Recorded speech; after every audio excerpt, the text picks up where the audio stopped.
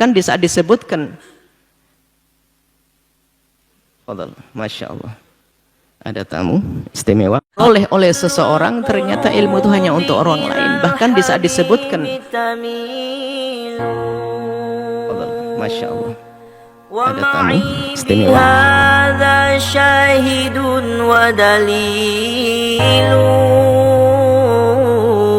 أما الدليل إذا ذكرت محمدا صارت دموع العاشقين تسيل كل القلوب إلى الحبيب تميل ومعي بهذا شاهد ودليل أما الدليل إذا ذكرت محمدا صارت دموع العاشقين تسيل Masya Allah, jazakumullah. Jazakumullah. Nawartumul makan, akramakumullah. Allah, jazakumullah. Farahna bikum. Takum sehat afiyah. Yafrahun. Farhakumullah. Rabbana yafrahkum, Masya Allah. Untuk para jamaah, kami persilakan untuk duduk kembali. Baik, saat inilah kita akan dengar dari beliau, dan waktunya sebebas-bebas sampai sore. Fadhal, silakan.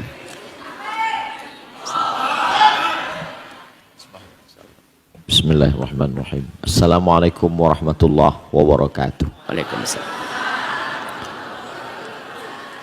Alhamdulillah wassalatu wassalamu ala Rasulillah sayyidina wa maulana wa syafi'ina wa zukhrina wa qurrati a'yunina Muhammad ibni Abdillah wa ala alihi wa sahbihi wa man da'a bi da'watihi wa istanna bi sunnatihi ila yaumi liqa'i rabbih wa ba'du. Syekhuna Al-Fadil Abuya Yahya hafizahullah wa saddada khutah matta'anallahu bituli umrihi wa natabarraku bi majalisihil ilm. Pada kesempatan yang baik dan mulia ini, kedatangan Al-Faqir Abdul Somad ada 3 tujuan. Yang pertama, menyambung silaturahim. Man ahabba yubsatalahu fi rizqihi, siapa yang mau lapang rezekinya, wa yunsa'alahu fi atharihi, mau panjang umurnya, falyasil rahimahu. Yang kedua adalah ingin menuntut ilmu. Man kharaja fi talabil ilmi, siapa yang keluar rumah dengan niat menuntut ilmu, fahuwa fi sabilillah, maka dia sama seperti orang yang berjihad fi sabilillah hatta yarji'a. Yang ketiga adalah memohon doa dari guru kita, mudah-mudahan selalu istiqomah, mudah-mudahan selalu diberikan hidayah, bimbingan Allah, dan mati dalam keadaan husnul khatimah. Sebenarnya kedatangan Al-Faqir itu saja yang 3. Tiba-tiba sampai di sini tadi diberikan kertas, tolong Ustadz berbicara sampai jam 7.45. Jadi merubah niat di tengah ibadah itu masih ikhtilaf ulama. Jadi tidak bisa merubah niat di tengah ibadah. Tapi kata Buya, silakan berbicara sampai sore. Insyaallah. Suatu ketika Imam An-Nawawi meninggal tahun 676 Hijrah, ingin berziarah ke makam Imam Muhammad bin Idris Asy-Syafi'i, meninggal tahun 204 Hijrah. Jarak antara mereka lebih kurang 400 tahun. Imam Syafi'i meninggal di Fustat di Kairo, sedangkan Imam Nawawi berada di Damaskus, Suriah. Jaraknya lebih kurang 1.500 km. Kalau tidak percaya, ukur sendiri. Lalu kemudian Imam Nawawi dengan jarak yang jauh, dengan jarak umur yang jauh, datang mau berziarah ke makam Imam Syafi'i. Begitu beliau sampai, melihat kubah. Jadi makam Imam Syafi'i itu ada kubahnya. Begitu dia melihat kubah, air matanya menetes, bulu romanya dia tak sanggup menahan. Akhirnya dia tidak jadi berziarah, dia pun pulang. Karena kehebatan, kemuliaan Imam Muhammad bin Idris Asy-Syafi'i. Lalu kemudian Imam Nawawi pun pulang, meninggalkan Mesir menuju Damaskus. Rupanya Imam As-Subki mendengar berita itu, bahwa ada seorang ulama besar bernama Imam An-Nawawi datang ke Mesir. Imam As-Subki pun datang ke Kairo Fustat mencari Imam Nawawi. Rupanya Imam Nawawi juga sudah meninggalkan Mesir. Dia menyusul sampai ke Damaskus. Sampai di Damaskus, ternyata Imam Nawawi tidak berada di Damaskus. Dia sudah pulang ke kampung halamannya di Nawa. Lalu kemudian Imam As-Subki datang lagi, dan mereka mengatakan Imam Nawawi sudah menghadap Allah, meninggal dunia.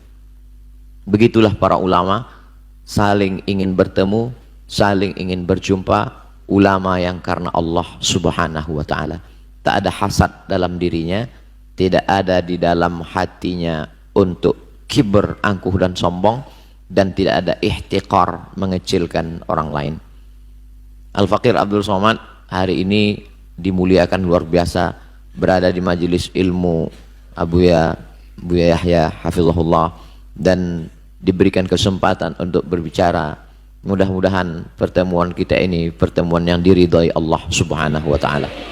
Bertemu di majelis ilmu, majelisnya Rasulullah sallallahu alaihi wasallam, disatukan pula di dalam surga Jannatul Firdaus insyaallah.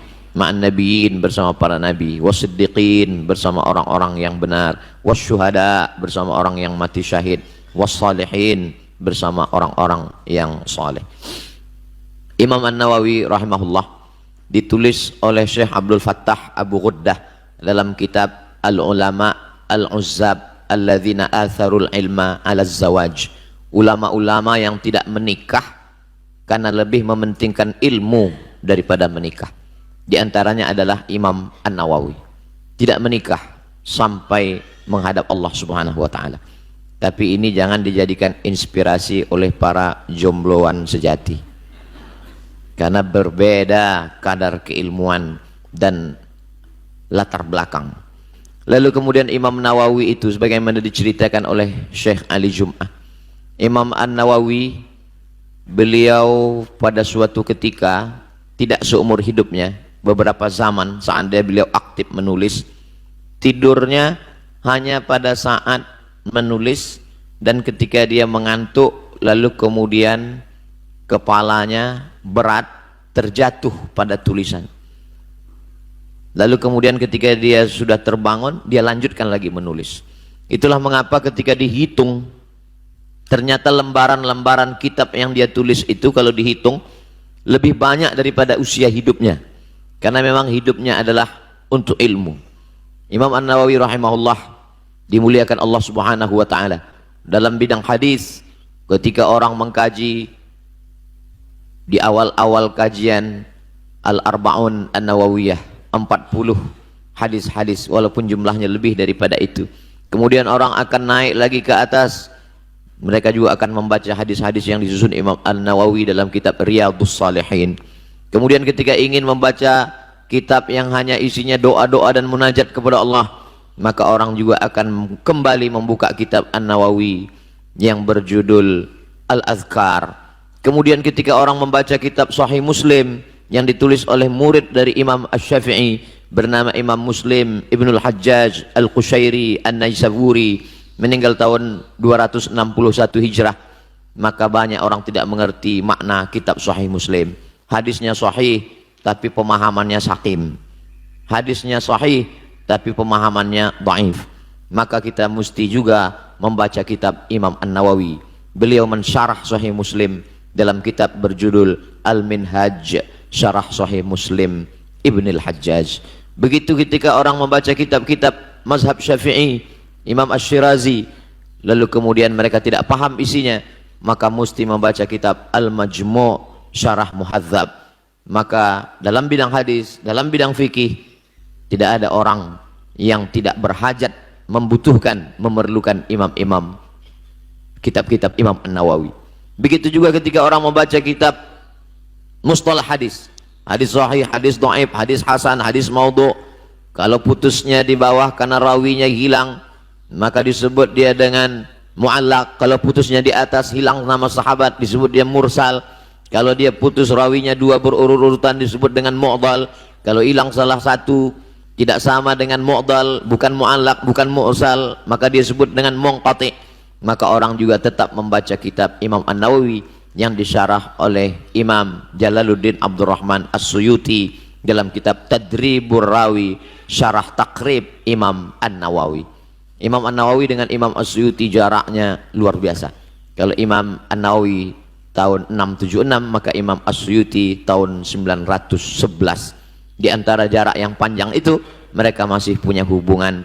Hubungannya adalah hubungan kajian, hubungan keilmuan, hubungan kecintaan karena Allah Subhanahu wa taala. Sebagaimana dipesankan oleh guru kita Syekhuna Abu Yahya bahwa hendaklah hubungan kita itu hubungan karena doa, hubungan karena ilmu, hubungan karena cinta kepada Allah